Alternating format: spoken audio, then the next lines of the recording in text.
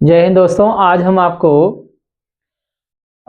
Physics में coulomb के नियम को बताएंगे और कूलाम का नियम है क्या, इसका डेरिवेशन भी बताएंगे और इसके डेरिवेशन से जो फार्मूला हमारा लास्ट में आता है उस फार्मूले के बारे में विस्तार पूर्वक बातें करेंगे। तो हम आपको जानकारी के लिए बताएं, कूलाम का जो नियम है जिसको कूलम्ब लॉ भी कहते हैं, कूलाम का नियम शायद आपको याद होगा, न्यूटन का गुरुत्वाकर्षण का जो नियम होता है, याद होगा न्यूटन गुरुत्वाकर्षण का नियम F बराबर G M one M two बटे आर स्क्वायर होता है। F बराबर G M one M two.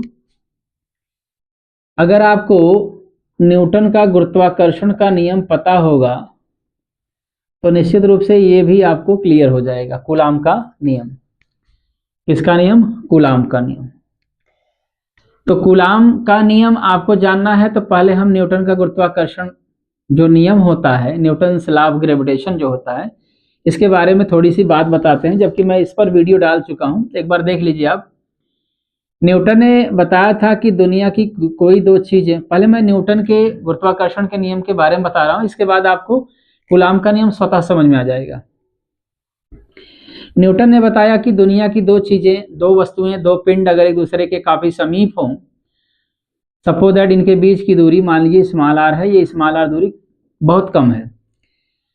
अगर ये दोनों एक दूसरे के बहुत समीप हैं तो दोनों एक दूसरे पर गुरुत्वाकर्षण बल लगाएंगे, दोनों एक दूसरे पर आकर्षण बल लगाएंगे।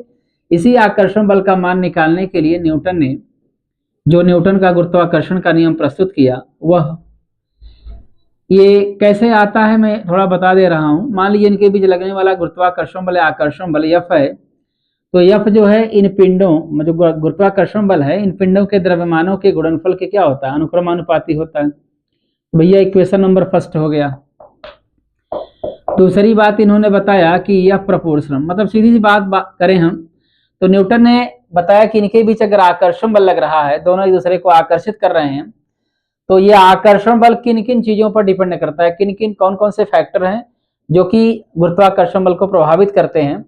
तो बड़ी मुश्किल से इन्होंने बड़ी मेहनत करके निकाला कि इन पिंडों के द्रव्यमानों के गुणनफल के अनुक्रमानुपाती होता है गुरुत्वाकर्षण बल, और इनके बीच की जो दूरी होती है ना, उसके इस दूरी के वर्ग के व्युत्क्रमानुपाती होता है ये गुरुत्वाकर्षण। व्युत्क्रमानुपात का मतलब 1/r कर दिए, स्क्वायर का मतलब घात 2 होनी चाहिए।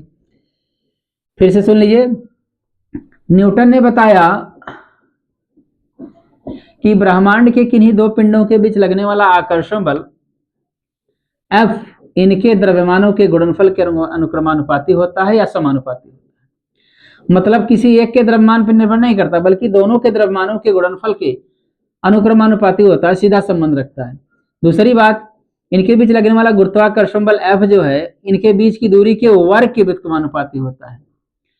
व्युत्क्रमानुपात जब भी आपको करना हो तो 1 के बटे कर दीजिए, वर्ग में बोल ही रहा हूं, तो ये समीकरण 2 बन गया। समीकरण 1 समीकरण 2 को जब आप मिलाएंगे तो मैं डायरेक्टली चूंकि बता चुका हूं इसलिए मैं डायरेक्ट मिला रहा हूं, m1 इंटू m2 बटे आर स्क्वायर, जिसका जैसे संबंध है वैसे ही लिखा गया यहाँ पर। दोनों को मिला दिया जाए तो F बराबर यहाँ पर कांस्टेंट न्यूटन ने लगाया कैपिटल G, बाकी सब सेम टू सेम रहेगा, m1 इंटू m2 बटे आर स्क्वायर, जहां F इनके बीच लगने वाला गुरुत्वाकर्षण बल या आकर्षण बल है, G एक प्रकार का नियतांक या गुणांक है, इसका नाम है सार्वत्रिक गुरुत्वाकर्षण नियतांक। इसका मान मैं बता चुका हूं, कैपिटल G का मान 6.67 इंटू 10⁻11 न्यूटन मीटर स्क्वायर पर केजी स्क्वायर होता है। मतलब 6.67 गुणित 10⁻11 न्यूटन मीटर स्क्वायर प्रति किलोग्राम स्क्वायर होता है। m1 और m2 इन पिंडों के द्रव्यमान है, r उनके बीच की दूरी है। इस तरीके से न्यूटन का गुरुत्वाकर्षण का नियम हमने आपको बताया, F बराबर G M one M two बटे आर स्क्वायर। इसका वीडियो मेरा पहले हो चुका है। अब कूलाम का नियम क्या है? कूलाम ने बताया कि भैया दो आवेश ले लो, दो विद्युत आवेश ले लो, अलग अलग ले लो, चाहे समान ले लो, जो मर्जी करे।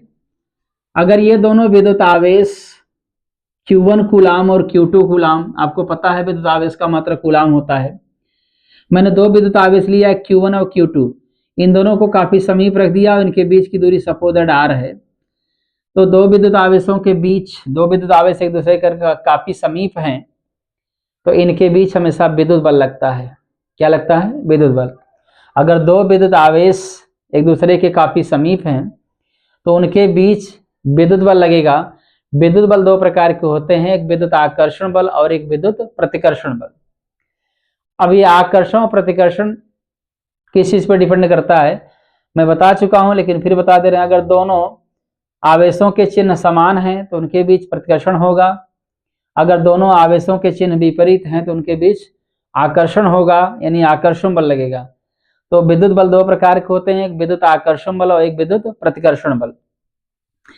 फिलहाल दोनों एक दूसरे के काफी समीप रखे हैं, उनके बीच की दूरी मैंने r मान लिया। कूलाम ने बताया कि इन दोनों आवेशों के बीच लगने वाला जो विद्युत बल होता है इनके आवेशों के गुणनफल के समानुपाती होता है। इक्वेशन नंबर फर्स्ट,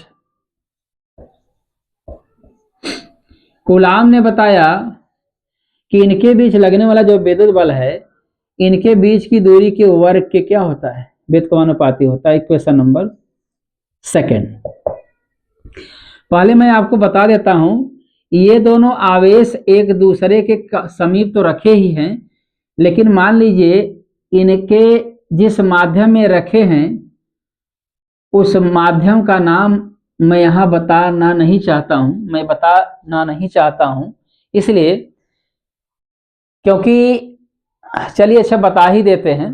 हम असल में पहले हम वायु लेते, एक्चुअली वायु के लिए k का मान 1 होता है। ये k हमारा क्या है अभी आप कुछ समय बाद समझ जाएंगे।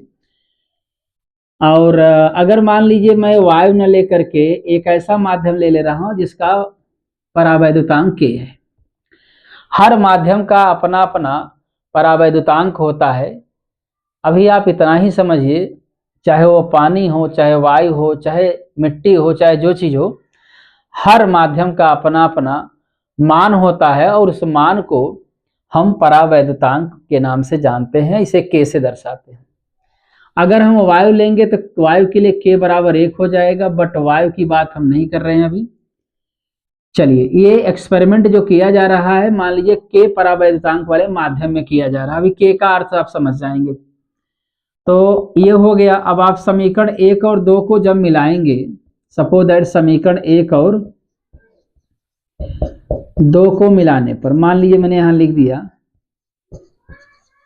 अगर आप समीकरण 1 और 2 को मिलाएंगे तो मिलाने का अर्थ ये होता है कि इनका रिलेशन गड़बड़ ना हो, जिसका जिस प्रकार से संबंध है वो होना चाहिए। तो यह प्रोपोर्शनल हो जाएगा Q1 इंटू Q2 बटे r²। ये देखिए, इसका उल्टा संबंध इससे है और इसका सीधा संबंध है, सेम टू सेम सीधा संबंध है, उल्टा संबंध आ रहा नहीं आ रहा है। अब F बराबर यहाँ पे नियतांक लगेगा और नियतांक की वैल्यू क्या होगी पूरा बता रहे हैं, ध्यान से देखिएगा। 1/4 pi epsilon naught into k और Q1 इंटू Q2 बटे r²। ये तो सेम टू सेम रहेगा, इतना हमने नियतांक मान लिया। अब यहां पर बात आती है कि यदि k बराबर 1 रख दिया जाए, निर्वात या वायु के लिए k का मान कितना होता है? 1 होता है।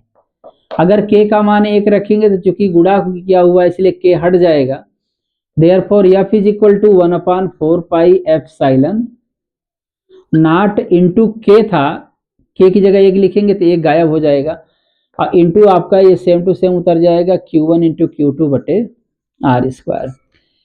यही कूलाम का नियम है। कूलाम का क्या है? नियम है। अब आप जरा ध्यान दीजिएगा, आप सारे जो यहाँ पर भौतिक राशियां हैं इनके बारे में सुन लीजिए। यह क्या है? इन आवेशों के बीच लगने वाला विद्युत बल है। Q1 Q2 दोनों आवेश हैं, विद्युत आवेश हैं। r इन दोनों आवेशों के बीच की दूरी है। एप्सिलॉन नॉट क्या है? इसको आप सुन लीजिए। एप्सिलॉन नॉट निर्वात की विद्युतशीलता है। एप्सिलॉन नॉट क्या है? निर्वात की विद्युतशीलता है। अब 4 पाई तो आप जान ही रहे हैं, लेकिन इसका पूरा मान हम आपको बताते हैं। इसका पूरा मान होता है 9 इंटू 10⁹ होता है। याद रखिएगा, मान की बात कर रहे हैं, मात्रक की बात नहीं कर रहे हैं। मात्रक हम आपको नेक्स्ट टर्न पे बताएंगे। 1/4 epsilon naught is equal to 9 into 10⁹ होता है। अगर आपसे कूलाम का नियम पूछे तो केवल इतना आप लिख दीजिए, इतना सूत्र का डेरिवेशन कर दीजिए। एक बार हम आपको बताते हैं कूलाम का नियम आप लिखित में कैसे लिखेंगे, राइटिंग में कैसे लिखेंगे, इसको बता रहे। तो सूत्र हो गया, कूलाम ने बताया कि यह दो विद्युत आवेश एक दूसरे के काफी समीप रखे हैं तो उन विद्युत आवेशों के बीच लगने वाला विद्युत बल उन आवेशों या विद्युत आवेशों के गुणनफल के समानुपाती तथा उनके बीच की दूरी के वर्ग के व्युत्क्रमानुपाती होता है। और लगने वाला जो विद्युत बल है उन दोनों आवेशों को मिलाने वाली रेखा की सीध में होता है। इसको आप याद रखिएगा, विद्युत बल इन दोनों आवेशों को मिलाने वाली रेखा की सीध में होता है। तो इस प्रकार से हमने आज आपको कूलाम के नियम के बारे में बताया, जहां के क्या था, माध्यम का परावैद्युतांक था। माध्यम का क्या था, परावैद्युतांक था। इसको आपको याद रखना है, हर माध्यम का अपना अपना परावैद्युतांक होता है। इस प्रकार से दोस्तों आज हमने आपको कूलाम के नियम के बारे में विस्तार पूर्वक बताया और उम्मीद करते हैं दोस्तों ये वीडियो आपको पसंद आया होगा। अगले वीडियो में आपसे फिर मिलेंगे, तब तक के लिए धन्यवाद।